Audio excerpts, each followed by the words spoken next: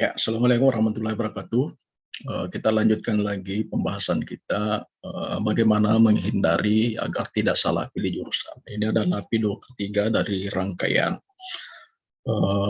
materi terkait dengan penjelasan saya mengenai apa yang harus dilakukan oleh siswa supaya tidak salah pilih jurusan. Ya, pada video pertama kita memeriksa apalagi namanya, mengapa sih kita harus tidak boleh salah pilih jurusan dan apa akibatnya salah pilih jurusan. Video kedua itu memeriksa niat, dan sekarang video ketiga ini kita mencoba menguraikan alasan-alasan yang harus dihindari. Jadi ketika kita memilih jurusan tertentu di perguruan tinggi, kita lanjut atau memilih jurusan tertentu perguruan tinggi, nah kita akan punya alasan. Alasan-alasan inilah nanti akan menentukan apakah kita benar memilih secara tepat atau tidak.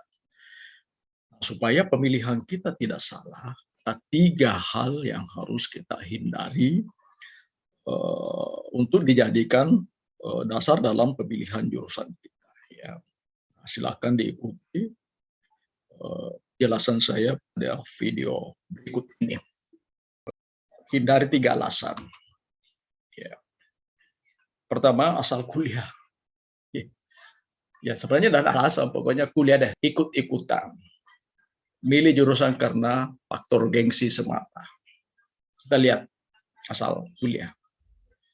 Ada banyak mahasiswa yang saya lihat itu, kuliah itu yang asal kuliah. Yang penting kuliah. Ya, daripada nganggur, mending kuliah. Nah, inilah mereka-mereka yang tadi yang kena DP.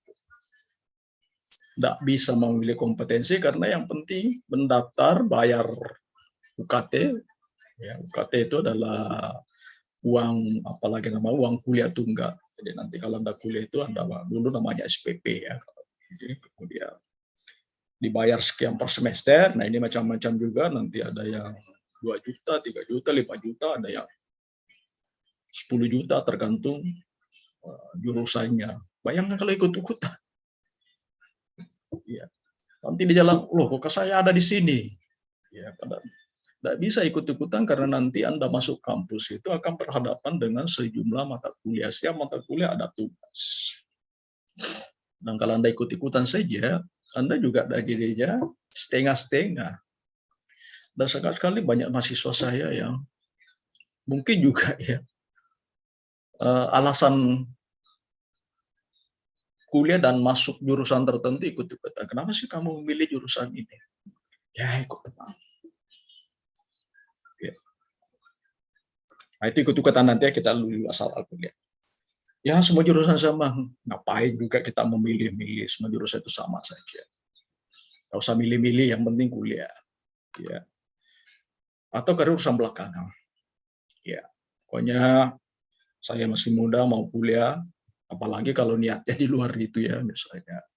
Ya, nyaman jadi mahasiswa, bisa unjuk rasa, bisa bebas. Kalau kita waktu siswa itu nggak bebas, harus selalu pakai baju seragam pagi, ya datang jam sekian, kuliah nanti itu bisa panjangin rambut, pacaran bebas.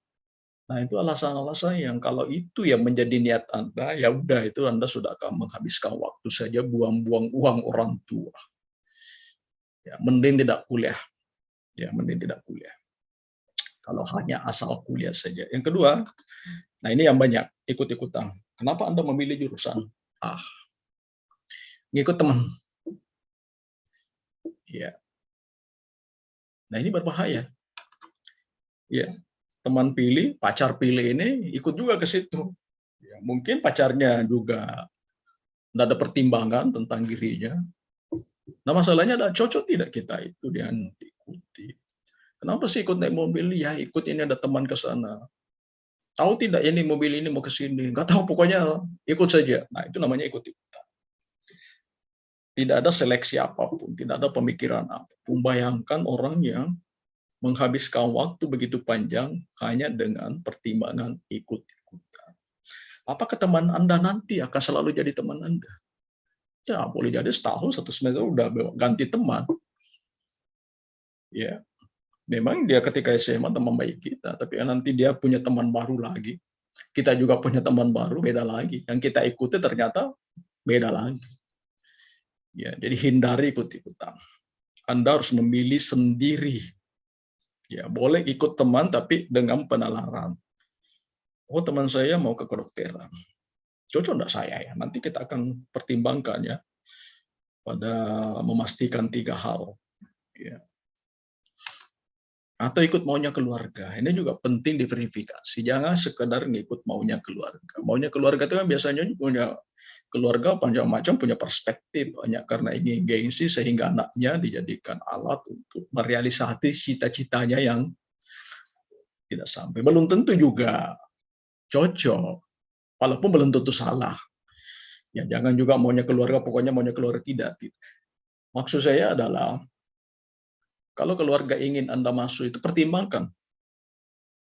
Ya, bicarakan, cocok tidak. Kamu masuk di sini saja, lihat, periksa profil dari jurusan itu, kurikulumnya bagaimana, tugas-tugas pelajarannya seperti apa, dan Anda cocok tidak untuk masuk ke sana. Yang tidak bisa sekedar mau, didiskusikan. Ya, memang keluarga juga harus berpikir agak realistik ya, anaknya itu cocoknya di mana, akan mampunya di mana. Karena sebenarnya tidak ada jurusan ya terbaik. Nah ini yang ketiga ya, nanti gengsi. Atau ikut kecenderunganmu ya, pokoknya sekarang itu banyak, saya lihat itu banyak guru, ayo ikut jadi guru. Masuk lembaga-lembaga perguruan tinggi yang mendidik.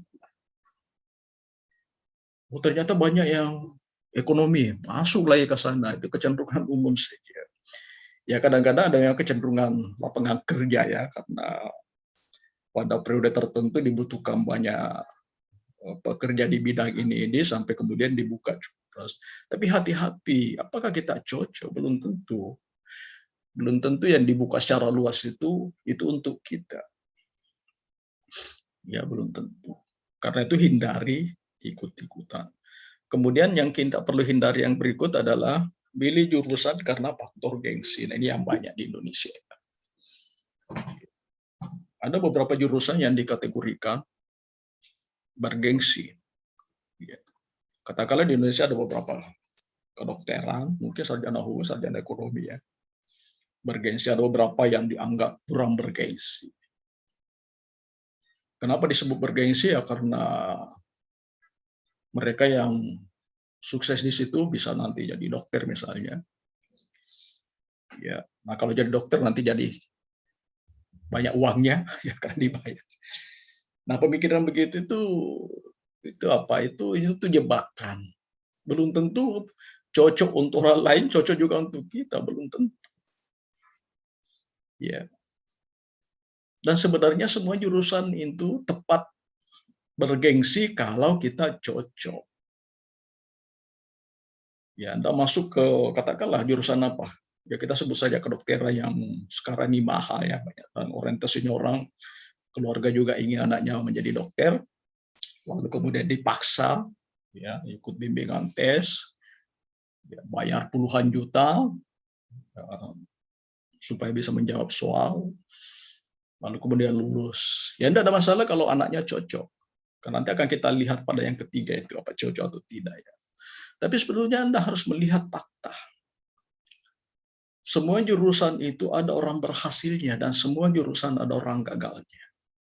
Karena keberhasilan, kegagalan tidak ditentukan oleh jenis jurusannya, tapi ditentukan oleh kecocokannya dengan kita.